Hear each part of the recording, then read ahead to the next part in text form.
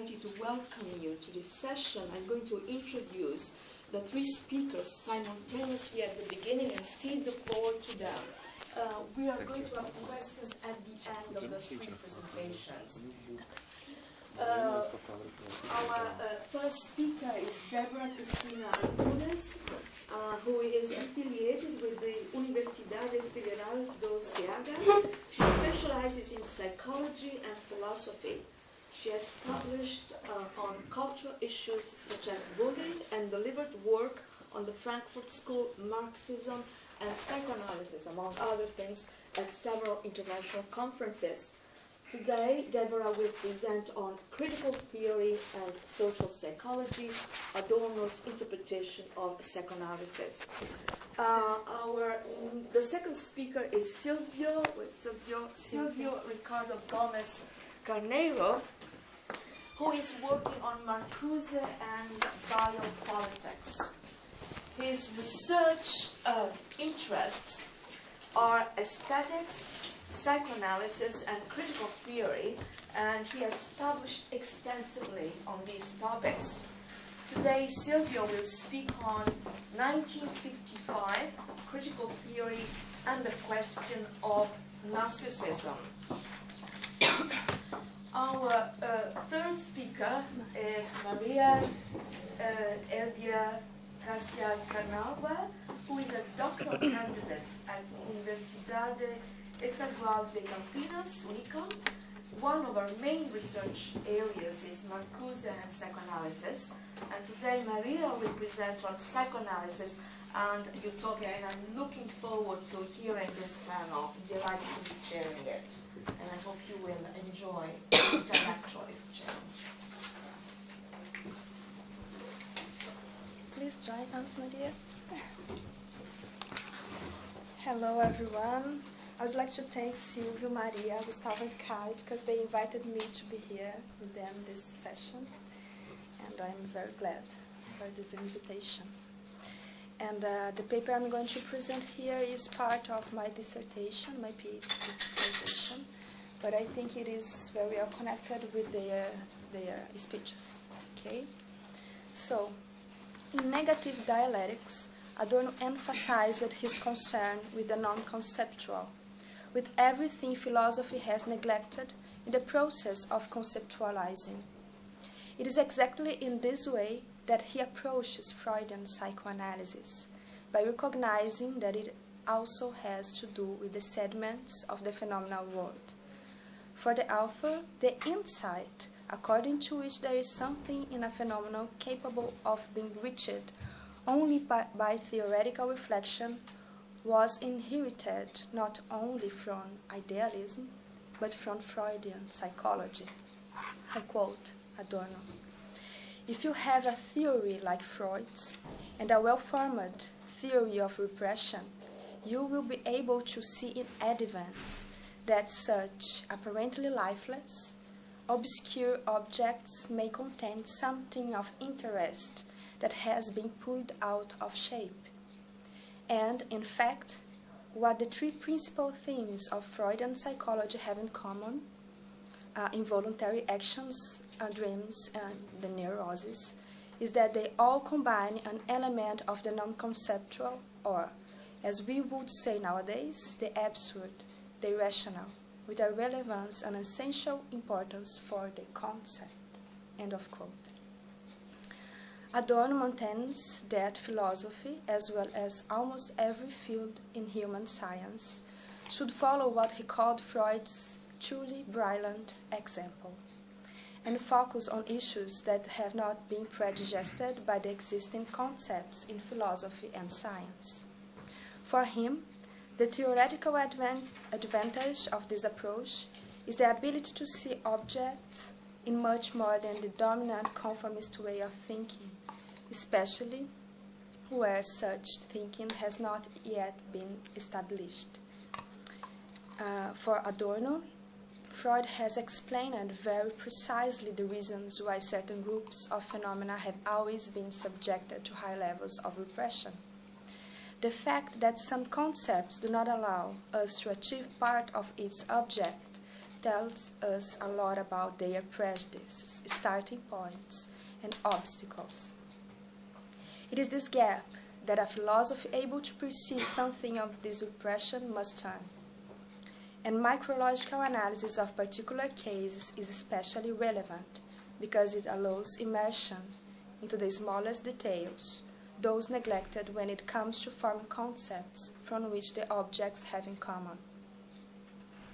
In his essay on the relationship between sociology and psychology, Adorno reminds us why critical theory has approached psychoanalysis for the first time. When Horkheimer became the institute director, there was a need to understand the objective conditions of mass movements without succumbing to the suggestion it was lacking an objective law that could describe the phenomena experienced at the time, the contradictions between the mass actions and people's rational needs. The question was exactly this: why do people alone themselves should be convinced by false propaganda? Could they have something in themselves that could make them able to accept such messages, in contradiction with their assumptions of class, with their objective life situation? At that moment, there was a need to complement critical theory with a social psychology psychoanalytically oriented.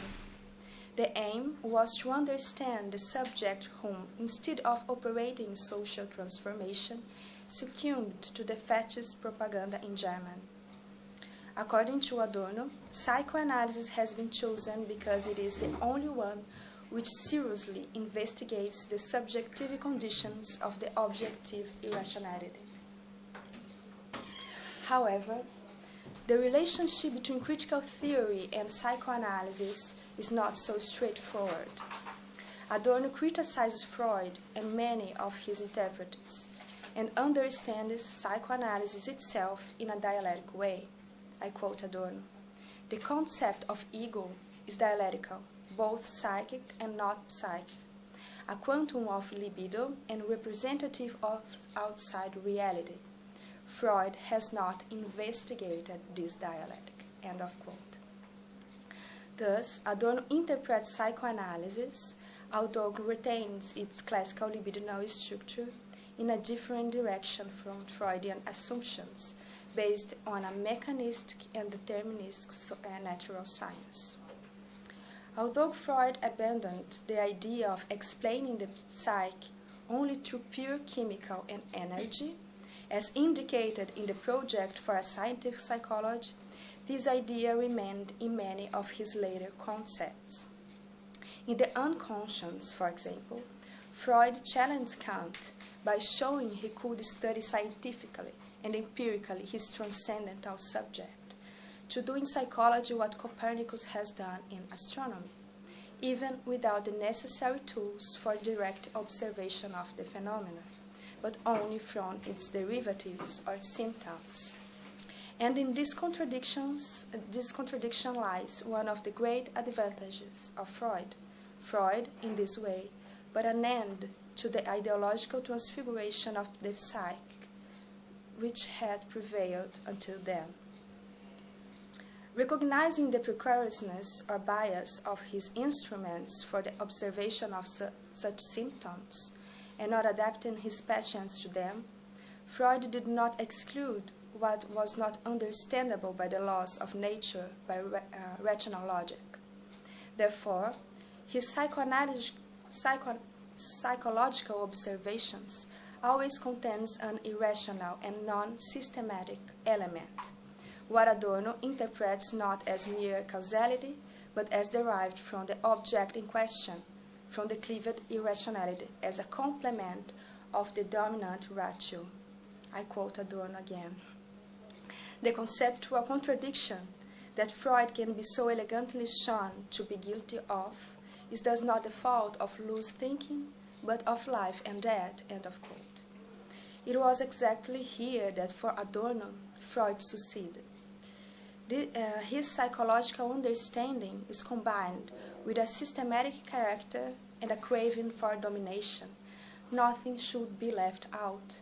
At that moment, His intention was only to increase his domain to encompass the totality, but by including irrationality, it was considered the elemental falsity of psychoanalysis.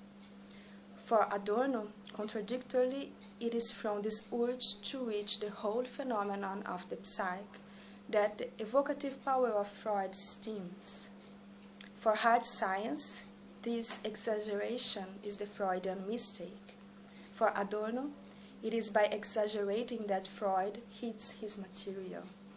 I quote Adorno, "As a result, his immanently psychological statements about the ego involuntarily contradict one another and disrupt the closed system he strives to establish. The most flagrant of the contradictions is that the ego, while encompassing the activities of consciousness, is itself conceived to be essentially unconscious." End of quote. Adorno comprehends that the existence of unconscious and conscious at the same time is a stigma in the development of society and is its contradictions. I quote, "The time lag between consciousness and the unconscious is itself the stigma of the contradictory development of society. Everything that got left behind is segmented in the unconscious and has to foot the bill for the progress and enlightenment. This backwardness becomes Freud's timelessness." End of quote. The very structure of the ego refers to its dual role. It is a concomitantly not I. Additionally, what Adorno condemns in Freud is not necessarily a total disregard for the social, which would have been moved by the attempt to systematize the psyche. The problem for Adorno is how quickly Freud would have been satisfied with the social origin of the abstract and paralyzed character of the unconscious. For him, Freud hypostatized impoverishment as an anthropological determination. History became constant, and the psyche became a historical fact. In the same way, the second topography that marks the mental training as a conjunction of ego, superego, and id immediately indicates a desire for a mutual harmony of these instances as a necessary for a good life. However, such harmony expresses, in the present stage of humanity, a false reconciliation between man and world, and announces itself in the form of identification with the aggressor. Adorno argues that the differences specific for each individual subject are results of the interrelationship between social pressure and human freedom, which are in contradiction. This contradiction cannot be concealed nor made absolute by scientific generalization. The divergence between individual and society, the dominant splitting, has its origin in the very social system in vogue, by which it is perpetuated. Therefore, it should have its explanation in the social base. For Adorno, true and false at the same time, psychoanalysis in its most authentic and by now already obsolete form comes into its own as a report on the forces of destruction rampant in the individual amidst a destructive society. Any critical approach between social theory and psychoanalysis should consider this issue. It is from this issue that Adorno interprets psychoanalysis dialectically, understanding it from the idea of contradiction essential to his negative dialectics. Adorno perceived these contradictions as inherent to the ego, as a stigma of the historical and cultural development in individual subjectivity, which should not be considered fixed. For the author, the economy has priority over the psychological in the individual action, and to the extent that the rationality of society is questionable, irrational forces are moved in the subject for its perpetuation. The system rationality is revealed in the subject's psychology. If, on one hand, individuals are products of the social whole, on the other, as products, they are in contradiction with the whole, by revealing its irrationality. The antagonistic society and its sedimentation in the subjects should be understood as such. So here goes the particular reading of Adorno, which explains subjects as monads. This means that they represent the whole with its contradictions in a relatively independent form, even without awareness of their determinations. Subjects are the locus of observation of unconscious conflicts between drive and interdiction. In other words, social conflicts are reproduced in individuals' psychodynamic. Yet, this reproduction is not a copy. It develops the pathogenesis of the social totality beyond itself. Historical trends are not just against human beings, but in them and with them, and even their psychological qualities are revealed on their social behavior. They and their motivations are not limited in objective rationality, and sometimes act against it. Nevertheless, they work in favor of it. Adorno means that the social dialectic affects not only the external behavior of man, but their inner psychology, their being as subject. The adjustment to social totality, itself aligned to the human, is like a process of alienation and reification of the individual's subjective qualities. In this sense, subject becomes a machinery of social reproduction that settles itself even in his psychic construction, I quote Adorno. Given objective possibilities, adjustment to society should no longer be a necessity. It takes more than simple adjustment to stick it out in existent society. Self-preservation succeeds only to the extent that, as a result of self-imposed regression, self-development fails. End of quote. In the authoritarian personality, the authors aiming to understand the psychology of the prejudiced subject, considering the fact that they are the result of their socialization process.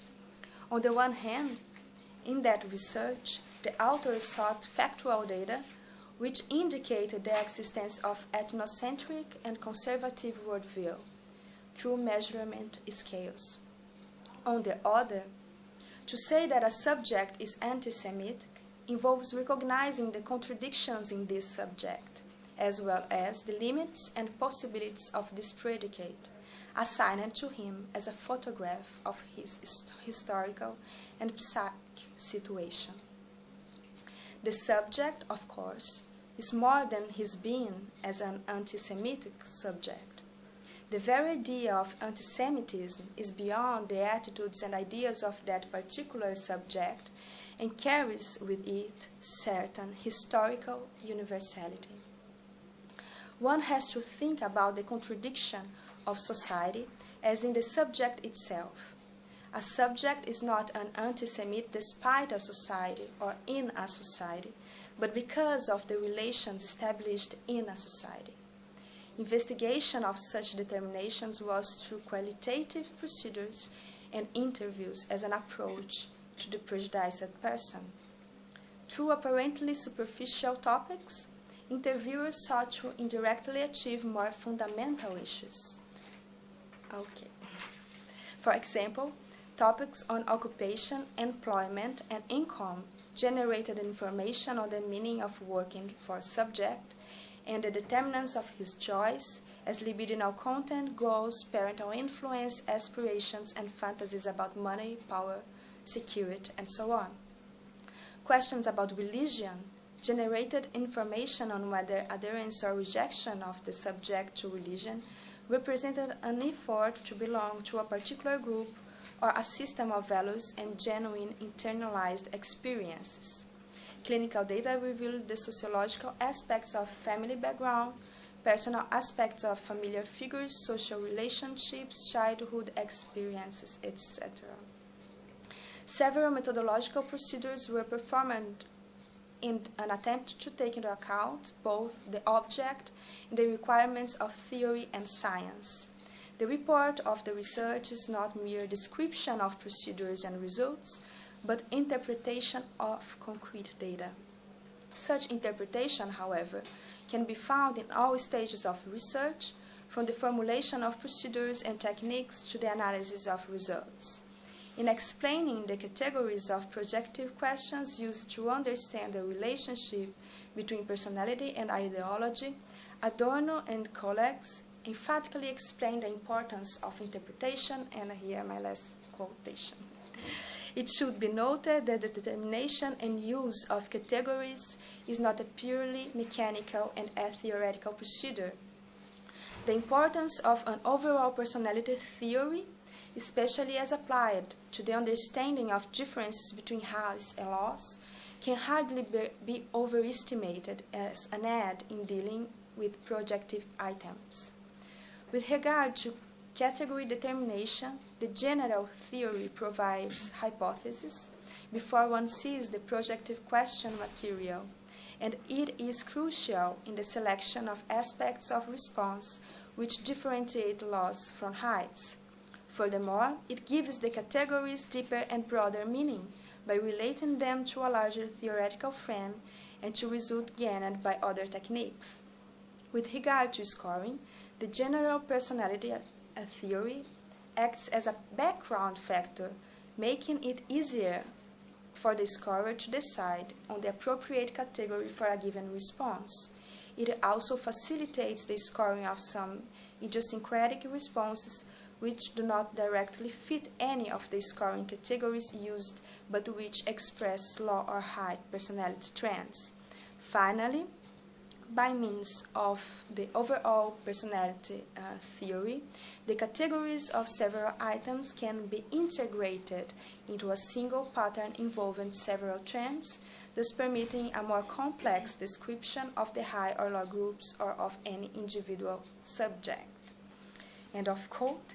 While one might think suspicious of the critical intentions of the study, that even the qualitative material obtained through interviews, thematic tests, and projective questions were reduced to statistical treatment, the quote above shows that the relationship is reversed. Even categorization and its statistical analysis were guided by theory, generating more theoretical and critical knowledge and not merely factual knowledge. For this reason, Adorno considers psychoanalysis an essential starting point for understanding phenomena such as antisemitism, since one keeps the balance between the social processes and the affect individuals and the need to avoid reductionism in relation to psychological factors. In this topic, the primary issue is that by becoming anti-Semitic, subjects are doing nothing more than adapting themselves to the social pressures that surround them. For Adorno, revealing social mechanisms that operate in the psychology of the subject is a necessary step in the struggle for an emancipated society. Thank you.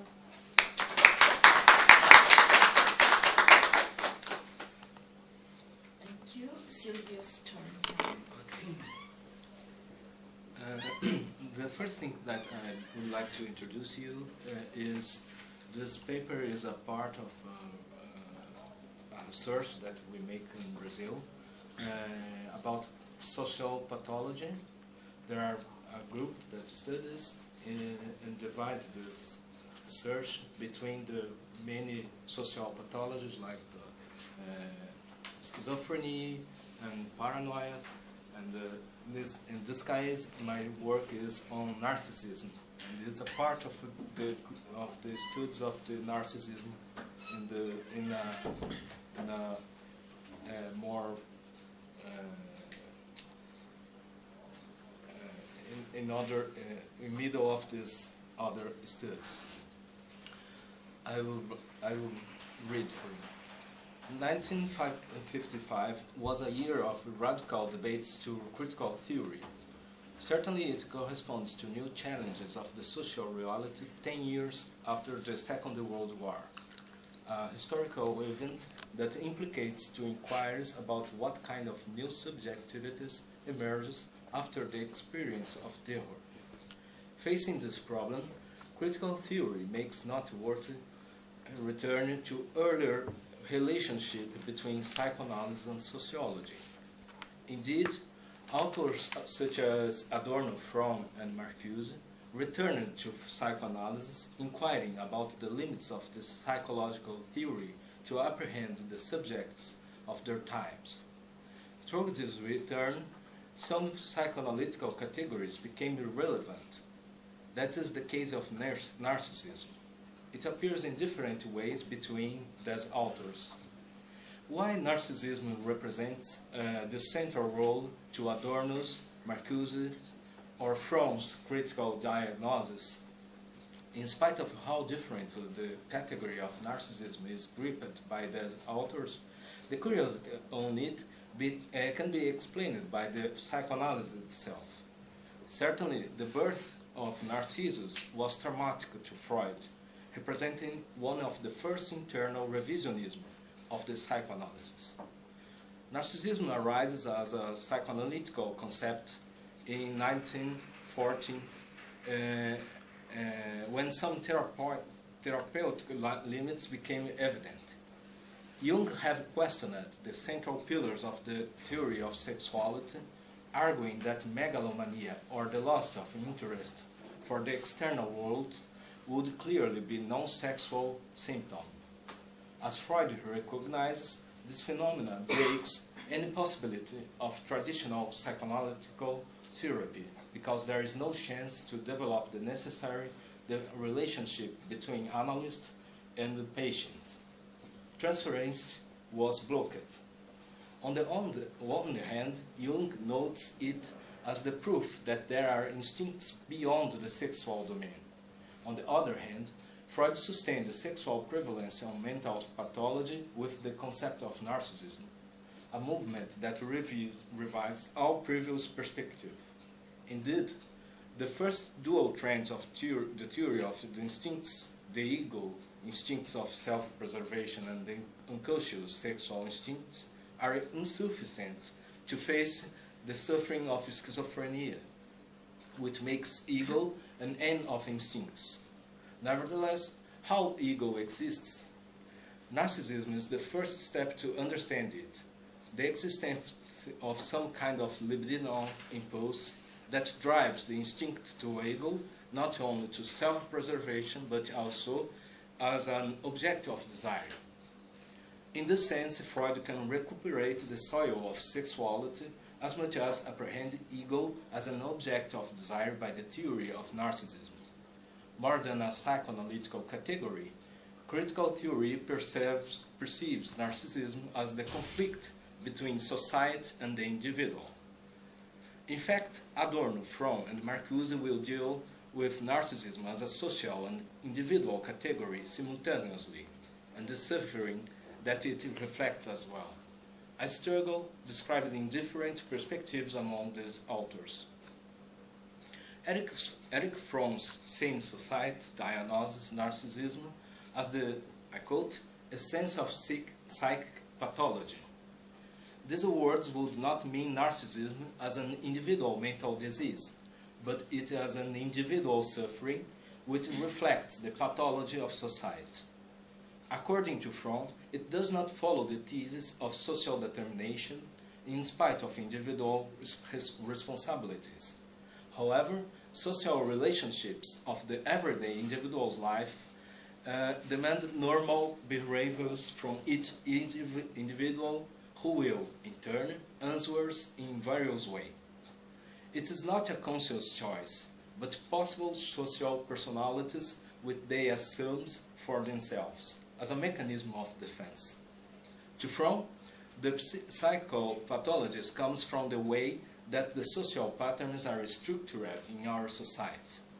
Consequently, our psyche can suffer of a pathology of normalcy, as Fromm called it, which does not correspond to the unadjusted individual, but to the possible unadjustment of the cultural itself. In this sense, narcissism would be the essence of our unadjusted culture. According to Fromm, narcissism expresses an unadjusted structure of life where the individuals, instead of becoming emancipated, rests on the alienated way of life, ruled by the apparent external and blind social laws, in front of which they are powerless. But how can we associate alienation with narcissism? Their association appears as opposites by the common sense. The strongest narcissist ego versus the weakened ego of the alienated person. However, we can consider that narcissism is a pathological defense of the personality against one of the main human needs, described by Fromm as the relatedness with the external world, our earlier feeling of corresponding to the entire world. Contrary to this basic need, the dual narcissism-alienation represents the pathology of normalcy, an even stronger phenomena in the post-war society when big corporations or bureaucratic structures stimulates the competitiveness among individuals, in which normalcy serves external and blind laws. An insane relationship that evidences all time the necessity of an ego which will be never emancipated, because individuals often project their apparent egos, a weak psychical structure that one day can break. How to escape from this alienated situation? Pathology of normalcy claims for a radical therapy called by Fromm as human psychoanalysis, or humanist psychoanalysis. By these terms, the character of the interpersonal relationships between therapists and the patients, for example, will be more important than the metaphysical tendencies of libido. Narcissism is closer to alienation in these terms. Both express blocked interpersonal relationships. Fromm's humanist therapy intends to change clinically the social keys of the alienation.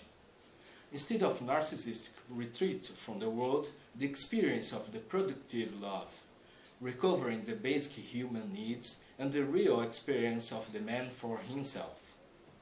In this sense, the unadjusted culture of the alienation narcissism could be adjudged by the normative humanism that, I quote, implies that there are universal criteria for mental health which are valid for the human race as such, and according to which the state of health of each society can be judged.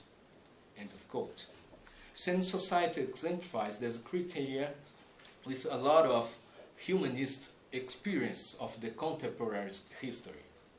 At the end, the humanist therapy leaves the interpersonal relationships to the extreme opposite of alienated existence. The productive love, where the human needs will be the criteria to evaluate the cultural sanity or insanity.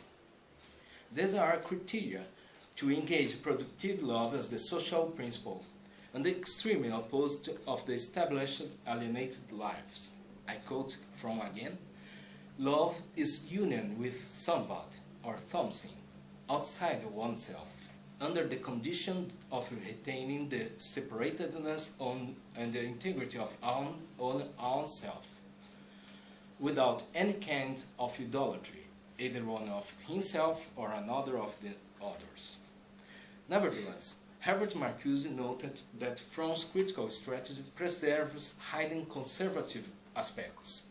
Besides the critical and alienated aspects of society, according to Marcuse, the humanist psychoanalysis will defend the positive aspects of the whole in terms of productive love.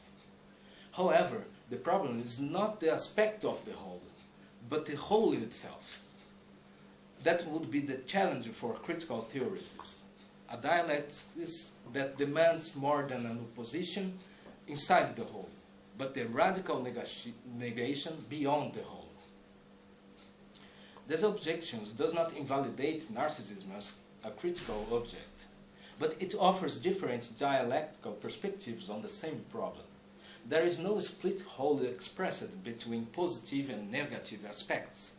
The negative dynamics works by the vicissitudes of the whole.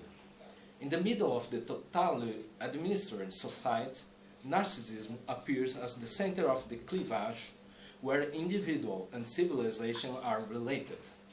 For this dialectical view, narcissism is a monadological expression of the whole, as Deborah said. In sociology and psychoanalysis, Adorno's question is not the absence of the lovely productive relationship versus the prevalent alienated ego, but the presuppositions concerning the genesis of ego properly. In this way, Adorno closely follows Freudian theory of instincts, differently from Erich Fromm. In fact, more than to revise the Freudian theories in terms of interpersonal relationships, it's necessary to return to the libidinal base of Freud, where individual psychic conflicts social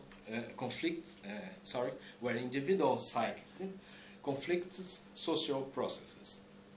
Corresponding to this situation, society, as much as individual, are fragmented, and their analysis must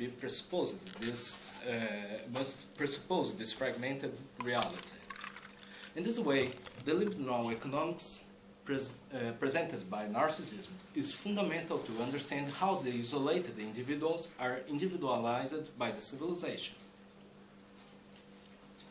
Actually, narcissism libidinal economics presents the tensioned relationship between individual and society, and the configuration of the ego as an ideal is its most apparent effect.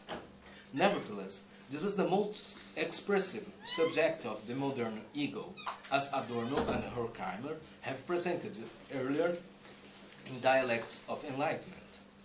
Certainly, following careful ego is the filter between its inner passions and the external stimulation in face of the world. Consequently, Adorno notes ego as the product of the self-preservation in front of the fragmented reality.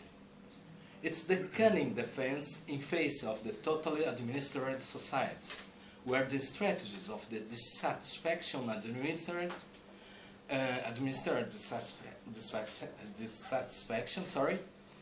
insert the individualities between the stimulated desires of the id in the consumerism of the masses industry as much as in the banal violence against a presupposed foe, and the prejudice of the decentralized and blinded reason in the planned market as much as in the bureaucratic processes. To ego is reserved just a reduced role of the narcissism, a reified ego presented as a vehicle of self-preservation corresponding to the following role of the civilization. Remember the proto-bourgeois Odysseus? Narcissism is the artifice, I quote, by which the adventuring self loses itself in order to preserve itself. That's not just a pessimistic view where all of us would be narcissistic personalities. The Adornian critic does not bring us to think about a positive aspect of the totality versus a negative one. The dialectic model presented here refers to a negative exercise where the pseudo-experience of the ego, that is narcissism, would be criticized by the relation between the extremes of its genesis, between civilization and nature. From this viewpoint and beyond the fragmented whole, dialectics recomposes the lost exercise of mimesis. Beyond the experience of identity, Adorno deals with the experience of mimesis as the experience of the individuals abandoned to a reflective mimesis, differently from the submission of themselves under a stereotyped image of ego. While facing the irreconcilable nature, ego results as two possible relationships: domination by narcissism or adaptation by mimesis. The critical of the former opens the potentialities of the latter. Thus, Adorno considers the dialectics of the extremes, where narcissism represents a pseudo-experience of the ego who lives in the reign of domination. While Adorno critiques narcissism from the tension between nature and civilization, these extremes, Marcuse considers the boundaries between these two domains. Eros and civilization recovers the images of Narcissus from poetic tradition as the symbolic myth of non-repressive civilization.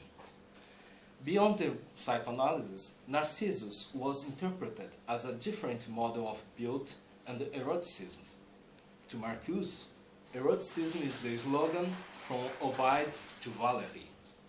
In this tradition, Narcissus appears as the radical negation of Prometheus' myth, offering a new reality principle beyond the established society.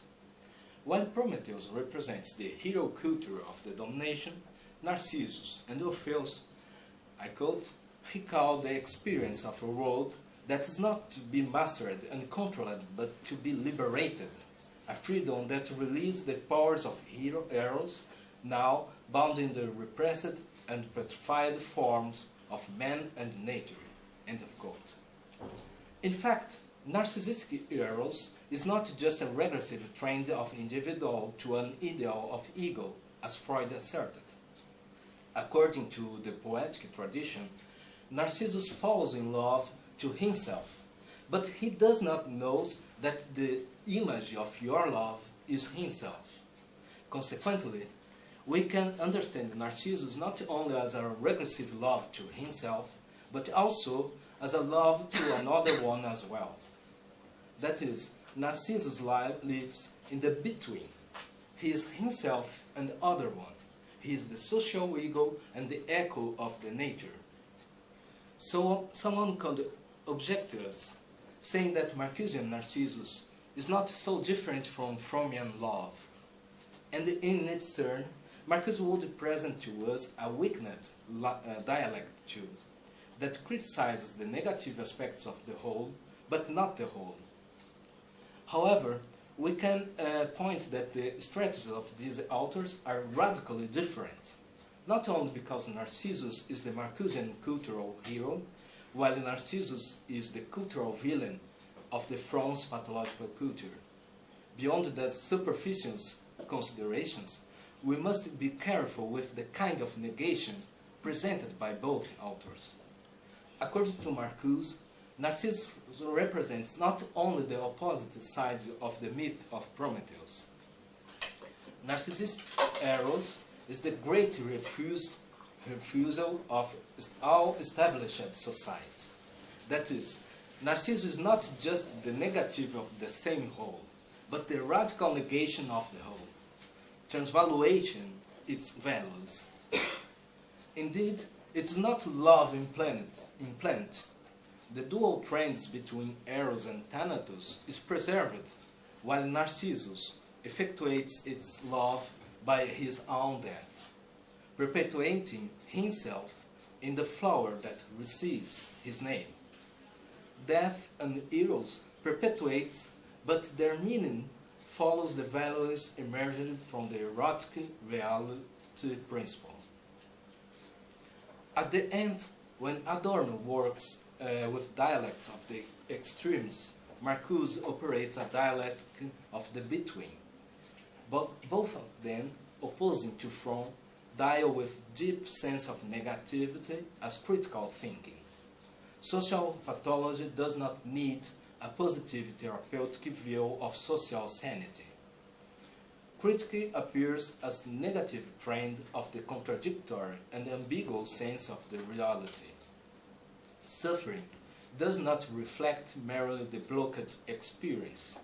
There is another kind of experience that brings us suffering. That is the sensible and the incommunicable experience. The feeling that sounds simultaneously strange and familiar.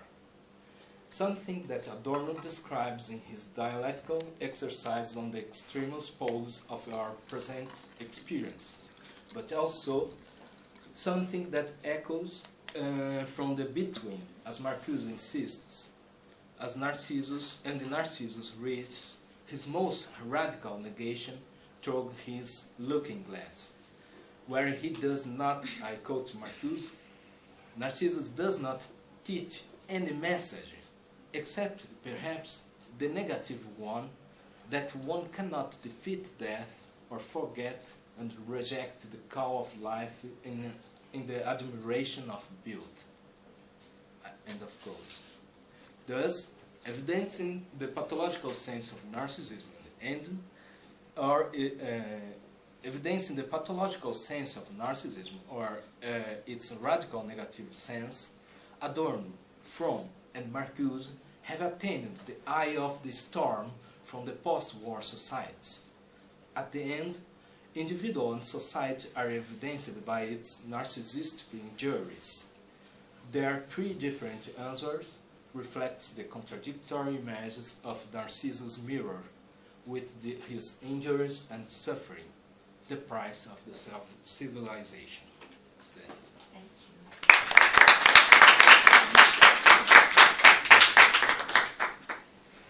Maria's turn.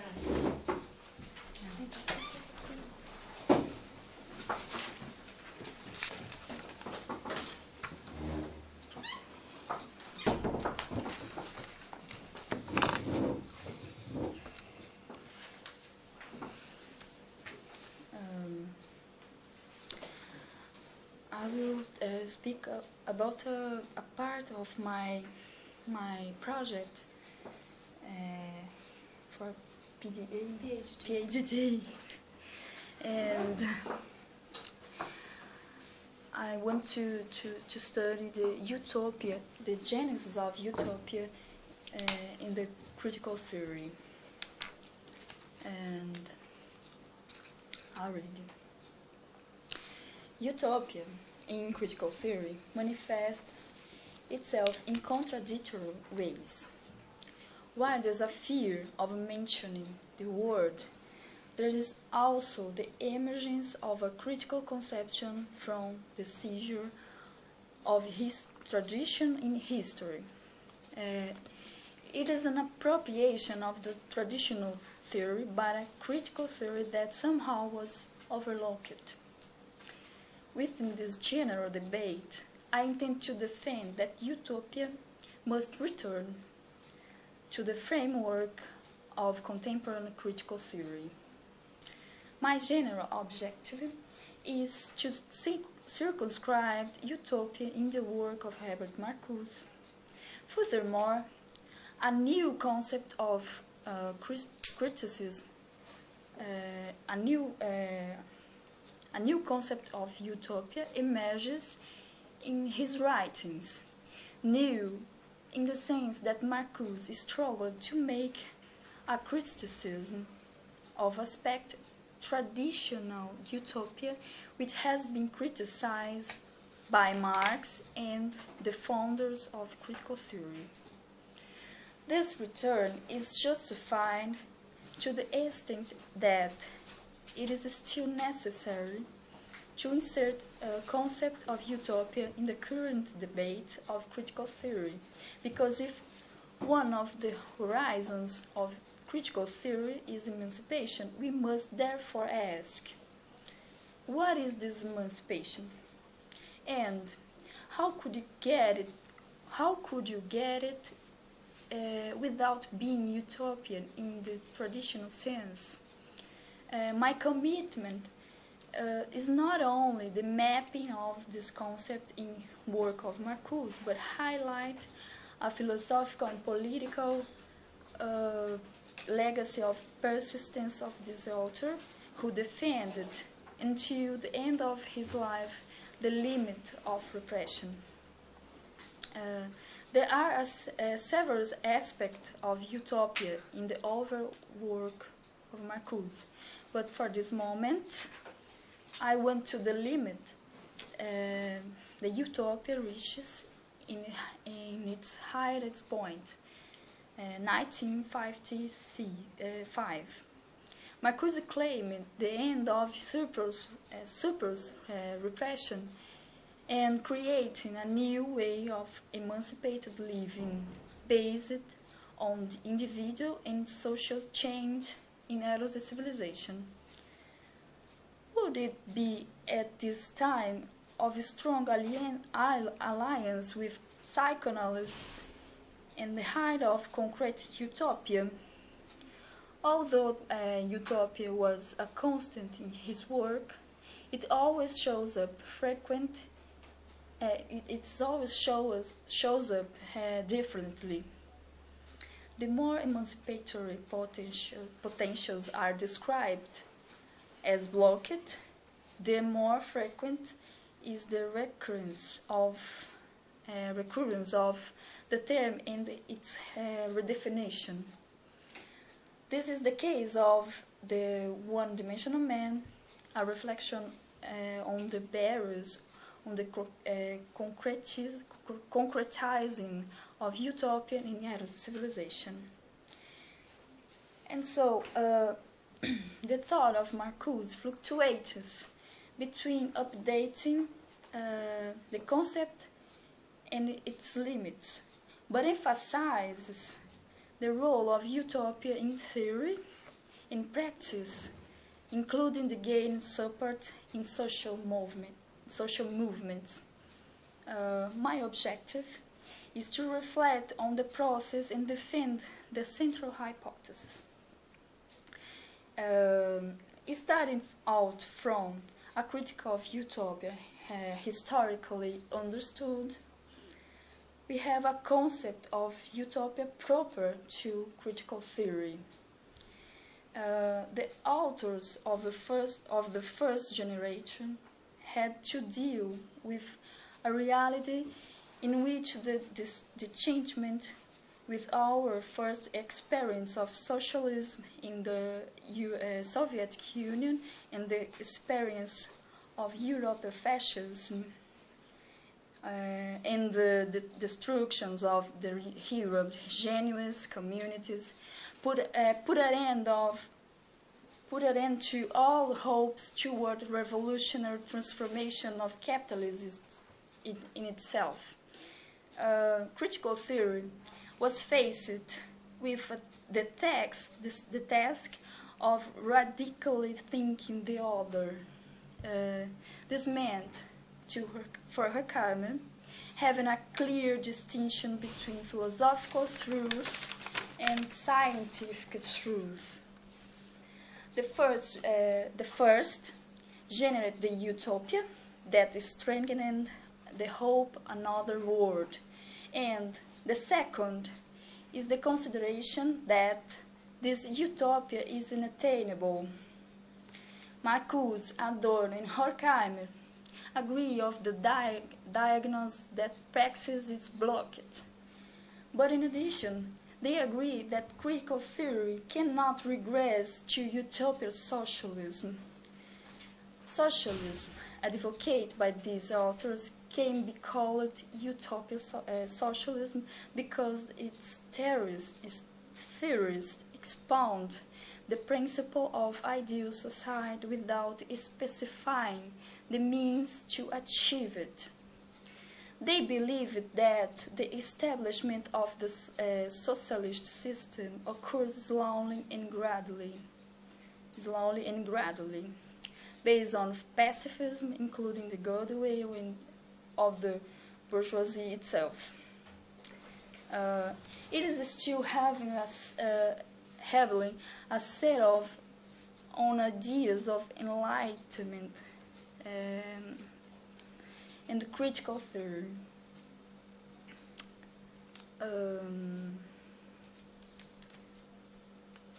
The utopian socialists kept on pursuing the rationalism that gave birth to the capitalist thinking. Moreover, there hasn't been a radical critique of capitalism since the maintenance of its most elementary practice. It is still defended. Marcuse, Horkheimer, and Adorno perpetuated to Marx's critique of utopian socialism. However, it is present in Marcuse mainly through Ernst Bloch. According to Marcuse, I quote, utopia is a historical concept. It refers to projects for social change that are considered impossible. Impossible for what reasons? In the usual discussion of utopian, the possibility of realizing the project of a new society exists when the subjective and objective factors of a given social situation stand in the way of transformation. The so-called immaturity of social situation, communist projects during the French Revolution, and perhaps socialism in the most highly developed capitalist countries are both example of a real or alleged absence of the subjective and objective factors that seem to make realization impossible. End of quote. Marcuse came from the effort of carrying out the nuance of the term and facing the conflict opinions of his colleagues. In order to understand the relation between utopia and critical theory in Marcuse, it is necessary to bear in mind: 1. The praxis is blocked, but it may be a temporary state because to critical theory everything is inserted a given historical context. 2. The use of utopia is in a different sense of utopian socialism is possible to critical theory since it's clearly established. Only when subjective and objective factors hold up the completion of a project is that it can be called utopian. Motivated by a desire to fight against the fascism, Marcuse returned to work in Eros civilization, which argued that other elements in Freud's theory contain these samples of an unconscious content that activate the impulse to happiness and freedom. These samples are works of art, philosophy, dreams, and other cultural products. Based on the reading of Freud and the study of tradition of emancipatory philosophy and culture, Marcuse sketched the outlines of a non-repressive civilization that involve the libidinal and no alienated labor, the play, free and open sexuality, and the production of society and culture with more freedom and happiness. This vision of realize anticipated many of the values of the counterculture of 60 years and helped Marcuse to become a major intellectual and political influence during this decade. He argued that the present organization of society produced surplus repression by the imposition of socially necessary labor and unnecessary restrictions on sexuality, and a social system organized around profit and exploitation.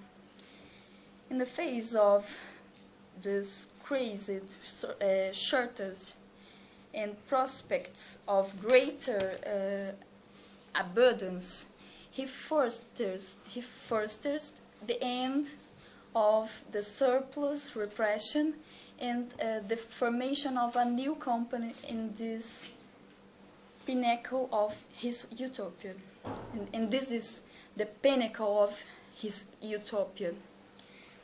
Freud says that development of a society is based on the increased repression tends to lead mankind to self-destruction. And Marcuse, based on the Freud's analysis, concludes is not necessarily the only present trend in the social mechanism of repression.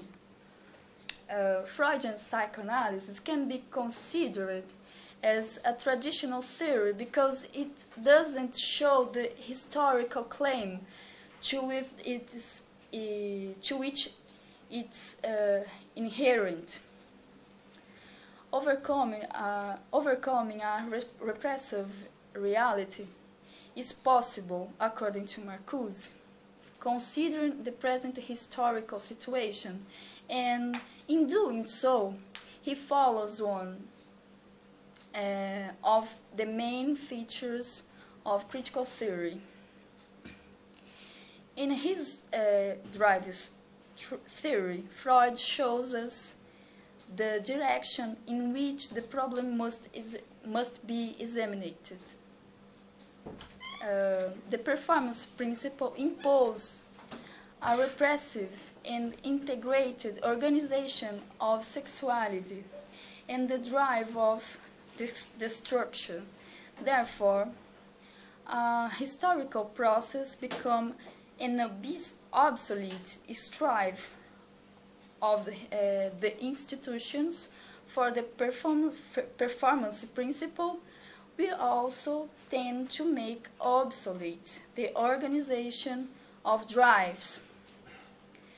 The performance principle is what places restrictions on drives, but as it is connected to sexuality and that drives, if the institutions of the performance principle with the historic process become obsolete,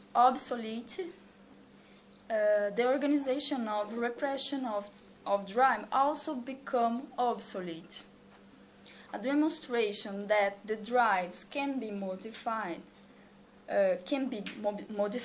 comes from Freud's statement that the struggle for existence forced the drives to a change in the name of survival, a prosecution for the benefit of civilization. Drives are therefore historically determined. There is no drives structure outside the historical structure. According to Horkheimer, the theory must have a relation to the present situation and the historical development. So, in order to distinguish critical theory from traditional theory, this feature of making the diagnosis time becomes peculiar and indispensable. In this sense, Freud theory is a traditional theory. While the traditional theory is necessary in order to meet a general needs of society, critical theory questions the existential task, having the subject not as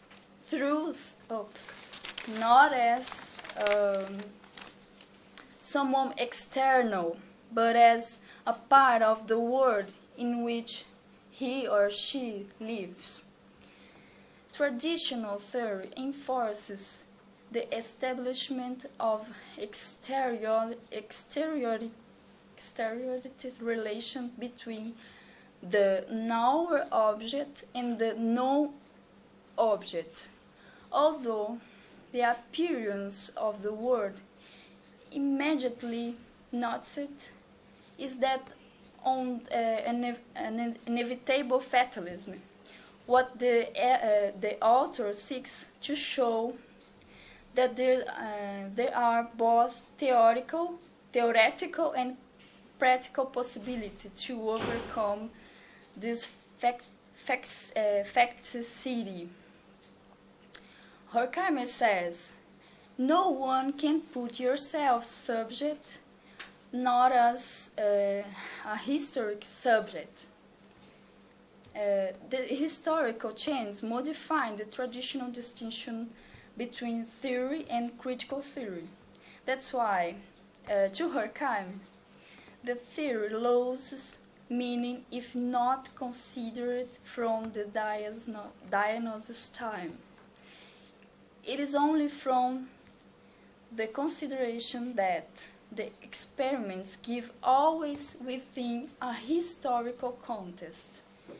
Considering that repression is a historical phenomenon, the effective subjugation of the drives is not through repressive controls imposed by nature, but by man. So, therefore, it's contradictory that man himself cannot change this reality. But since the first prehistoric era, there was the restoration of domination. After the first rebellion against foreign domination, repression has always been supported by an external and internal repression. The enslaved individual introjects his matters and their institutions. Marcuse returned to work in Eros the Civilization, which argued that other elements in Freud's theory contained samples of a conscious content that activate the impulse to happiness. Marcuse's circumspection regarding the term utopia is perhaps well-founded, but even in mentioning that these ideas could be registered in the most realist realm of political theory or even philosophy. Marcuse indicated that his views the critical power of imagination to negate the actual and project potential alternatives as a plausible force.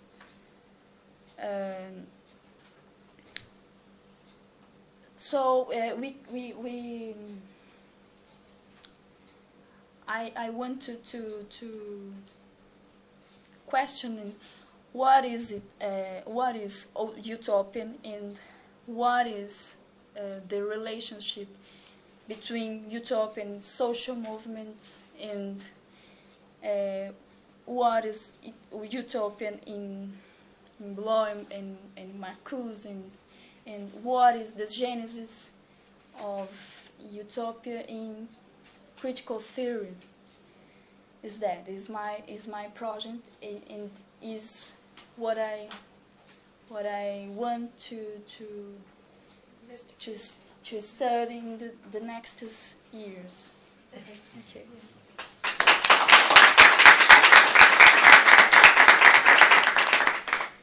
I want to thank the speakers. I found this panel inspiring, and I'm sure we'll have a lot of conversations here and outside.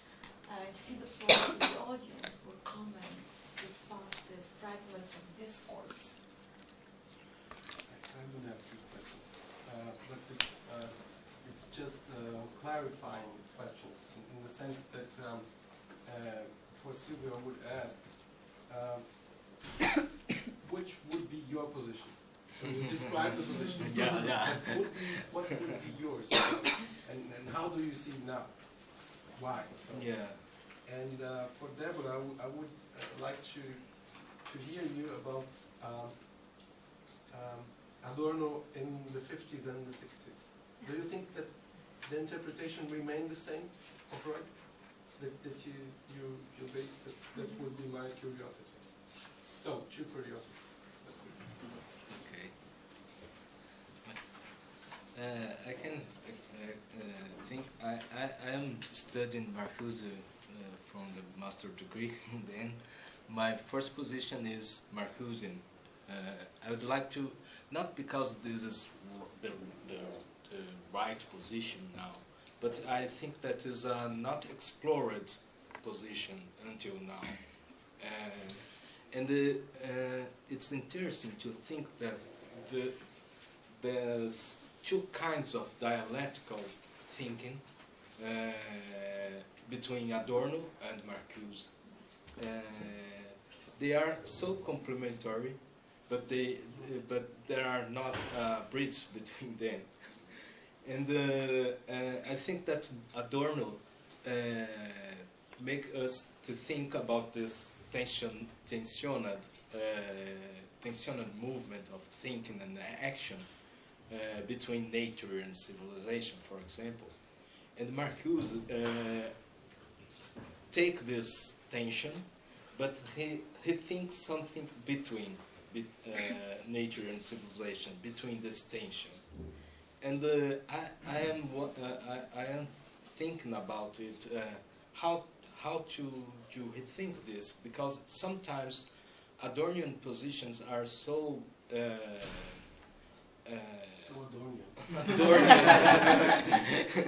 that there are no bridges to do. And then when we read and when we watch what Marcuse had made, we can think some new bridges to do. And in this case, I would like to explore more Marcusian view of dialectic. That's my position. So you reject from. It's very complicated in this case, in this moment for me, because I am in accord with the Marcusian critic. This Fromm works with productive love, but that's a part that I don't work in my paper here. When we think about the neoliberal times and we think about productive love, it's the discourse of neoliberalism, I think. And some examples of Fromm, although he is very critical about it, there are a position that I didn't describe here about supercapitalism. That is the genesis of neoliberalism that he in Sense and Society described. But then Fromm, it's not sufficient to criticize this position. That's the point. And Adornian and Fromm and Marcuse, sorry, can make something different about it. Okay, before answering your question, I have a question for you. You asked me if Adorno's view of psychoanalysis remains the same in the 50s and 60s.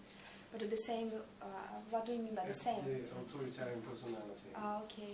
Because it was the basis, if I understood, it was the basis of your...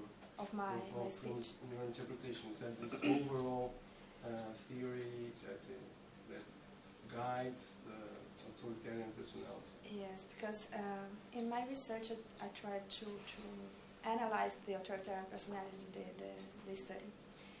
And because of it I had to deal with Adorno's view of psychoanalysis. And my study at this point was guided by, do you know his lectures on negative dialectics? Yeah, it was guided by by his lectures. So when I quote him... 66, no. It is in the 60s. 66. Yeah.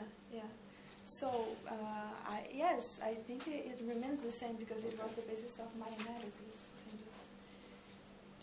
That was I found. Was wondering if it was not a projection in the past. But this is a question for me too. Yeah, maybe.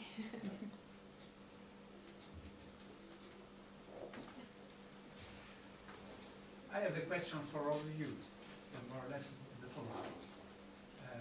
The relation between critical theory and psychoanalysis, how it may be connected to the contemporary digital culture and digital communication?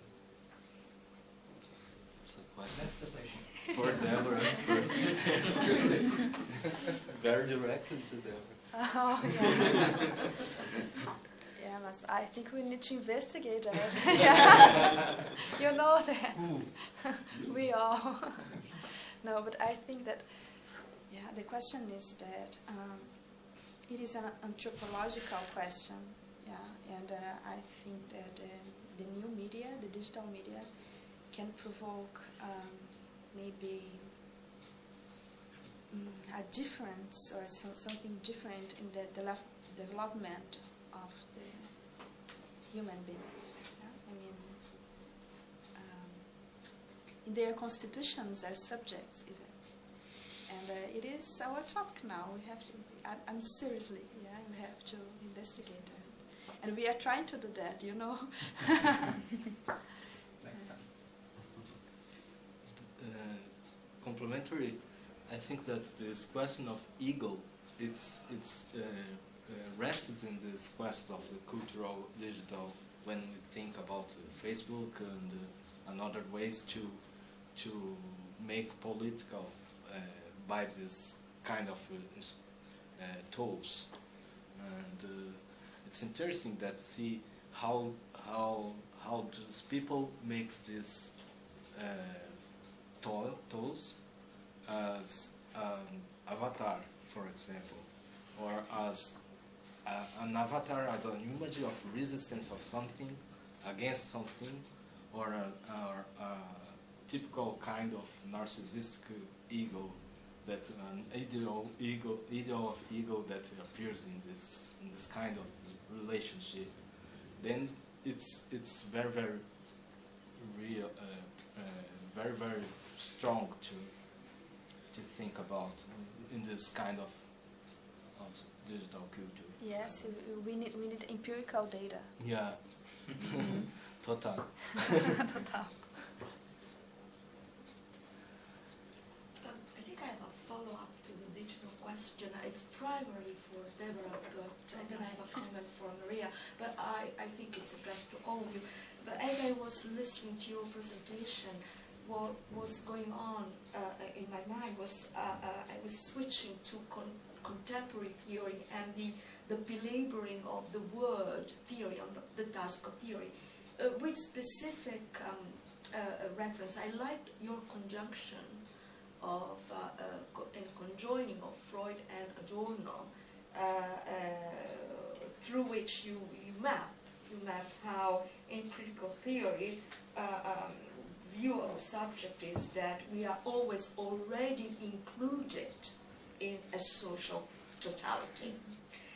Now, it seems to me that the task of theory, and I put that in scare quotes, after critical theory, has been to interrupt that social totality. Our task is how to interrupt that social totality.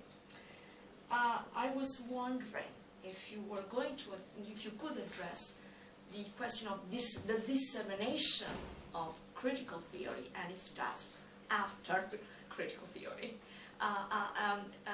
To what extent has critical theory being disseminated, with what results, where do you see the dissemination, etc. And for Maria, I love the aim of your research. I don't know if you're aware of this organization called the European Network for Avant-Garde and Modernism Studies, which next year, in 2014, is going to hold a big conference in Helsinki, whose topic is utopia, and you may want to consider that as a good venue for presentation of your work. And I would like to hear more about the ultimate aim of your project as well, where you're going with your project. So these are two different. I hope the audience does not mind my intervention. Okay. So first of all, I'm concerned with what you call after critical theory. I don't know what that means. This after. What do you mean by that? For people working in queer studies, in queer studies, Okay. in post-colonial studies, in post-feminist studies, Okay. critical theory is actually a regression. Coming back to critical theory may be experienced, might. Okay.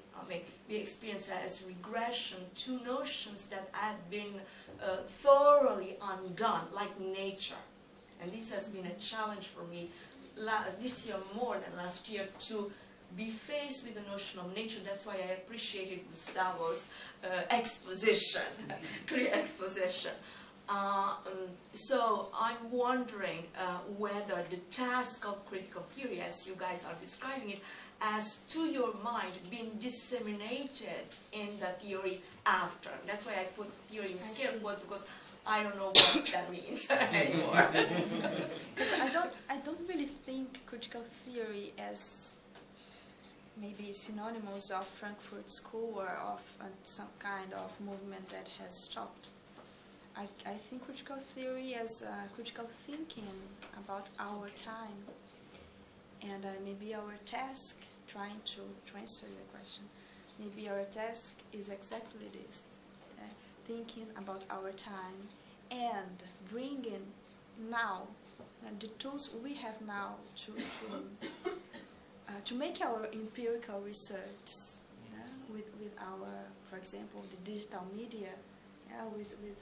We have now in our culture the movements, the social movements. So maybe our task now is bring together again, or continuing doing that. Yeah. Critical thought and what we have today, our culture. It's not only a historical study, you know. It's not. So critical theory is not a historical phenomenon. No, it's not. Doing critical theory is not only, or it's not talking about concepts, but maybe redefining them with what we have today. I don't know if I understood your question, but it was a prompt for you to talk more about your project. okay. My project is about the utopia in the history of it all, and the utopian in the work of Marcuse, and the relation between Marcuse with the history at all, and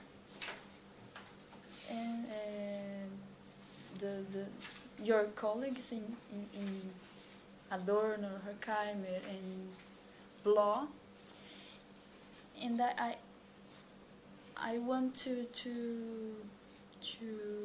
thinking about after this generation, what happened with utopia, because I don't know if everybody thinking about a book in 18 years to Seyla Ben Habib, Critique, Norm, and Utopia. She said that this utopia was overlooked, and I wish thinking about the why utopia was overlooked, and what is the role of utopia in the critical theory today is a big sorry, but it's a big deal. Okay. Is that I want to think about utopia in this moment.